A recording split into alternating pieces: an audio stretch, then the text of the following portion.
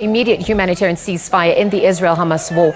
This comes after more than three-quarters of the 193-member General Assembly backed the move, which had been vetoed by the United States in the Security Council last week. The United States does not have a veto in the General Assembly, so the resolution was adopted to a round of applause with 153 votes in favour and 23 countries abstaining. To chat further, joining us via video link is Dr Chidochashe Nyere from the Institute for Pan-African Thought in conversation at the University of Johannesburg. A very good afternoon to you, Doctor, and thank you for your time with us here on the SABC at this hour. Good afternoon, Lizelle, and good afternoon to the viewers. I just want to perhaps talk to the UN resolution that had been passed, of course, calling for the immediate ceasefire. What you're observing on that front, help us understand what immediate looks like in this scenario and the implications thereof if not adhered to. So what it actually means, it's a UN General Assembly resolution. So the General Assembly resolutions are non-binding. However, they are very significant because we can use those as a litmus test of public sentiment. So 153 countries voting for the motion is quite significant. If you look back barely 2 months ago, in October, there was another General Assembly resolution. And the outcomes of that General Assembly resolution, it was only 120 countries that voted for that motion. And you can already see that 14 countries were against it and 45 abstained.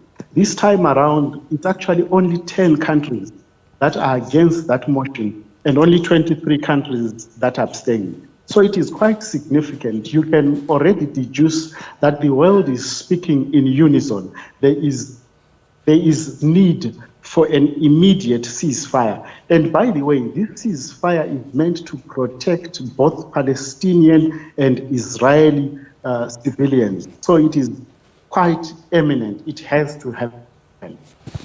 Thank you for that context. So although you're saying it's more reflective of the public sentiments and the world coming in unison, also that it's not legally binding, but it does carry enough political weight. Perhaps then to my second question about, if Israel doesn't listen, what are some of the consequences and next steps? And then also just looking at the allied countries involved on both ends, what do you think that's also going to do for the geopolitical landscape and dynamics unfolding? So it is very clear from this result that the Palestinian-Hamas, the Hamas-Israeli war is getting global attention. Yes. And it simply tells us that the Israeli and America, because remember the US is actually backing the Israeli government here. So clearly the world has isolated them. It exposes that they are in the wrong. So this is important. It has to be registered in that sentiment. Because let us remember why it is that there is this need for a ceasefire.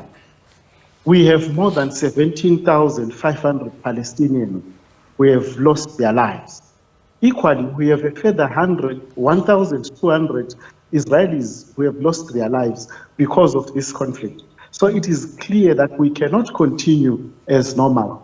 Now, I also understand that the UN General Assembly resolutions are non-binding. It is only the UN Security Council resolutions that are binding because then there will be budget allocated. But what it actually means is that this is used to inform the UN Security Council. If you remember last week, the UN Secretary General, Mr. Antonio Guterres, invoked Article 99 of the UN Charter precisely to try and force the USA particularly as a member of the Security Council with veto power to convince them to take a stand, to take an action that is in the interest of both Palestine and the Israelis in this case. So we cannot continue as normal. Although we wait for a sitting of the UN Security Council to to make the final decision so that then budgets are allocated, personnel also appointed, and the motion is carried out and implemented. Well, thank you for that, Dr. Chidochashe, because it obviously also brings to the fore the role of the UN and its relevance in conflict resolution. But also, I want to also look at Biden, President Joe Biden from the US, saying, calling it the Israeli killing of civilians indiscriminate and, discouraging that. But I wonder what impact, this has had for both Israel and Prime Minister Benjamin Netanyahu, their popularity in Israel, but also in the United States, as they also edged closer to elections next year. Yes, it will definitely impact the outcomes of those elections, because remember, the public is looking at all these issues that are in the forefront, and therefore they want leaders that take decisive actions, because failure to take decisive actions in this war can be detrimental to the voters in any other case. So it is a litmus test for the voters to know where they stand in terms of their leadership. So leadership here is tested, and it is only a critical and reflective leadership that can take the necessary decisions to halt the killing of civilians, because at the end of the day, there is no real winner in war. It is humanity that is killed. So the killing of civilians has to stop. Well, what about the UN and its ability to uphold international law and norms as we speak? What's been reflected on that front? So the UN is actually all countries. So the UN is not an entity outside any other country. All these countries form the UN, and therefore it is a reflection of that UN General Assembly. That resolution already, it tells you where the world stands. So it is quite important to respect that outcome. Although it is still subject to a UN Security Council sitting, the world is clear, the UN is clear. There is need for this resolution to happen immediately.